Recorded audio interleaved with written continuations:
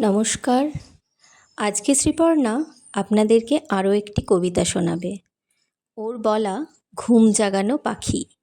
সকালবেলায় পাখির কলরবেই তো আমাদের ঘুম ভাঙে, তাই না? বলুন। তাই শ্রীপর্ণার আজকের নিবেদন ঘুম জাগানো পাখি। শুনুন এবং জানাবেন কেমন লাগলো। নমস্কার। কবি কাজী নজরুল ইসলামের লেখা ঘুম জাগানো পাখি। আমি হব সকাল বেলার পাখি, সবার আগে কুসুমবাকে উঠবো আমি ডাকি। সূর্যি মামা জাগার আগে উঠবো আমি জেগে। হয়নি সকাল, ঘুমোও এখন, মা বলবেন রেগে।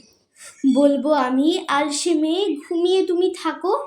হয়নি সকাল, তাই বলে কি সকাল হবে না কো?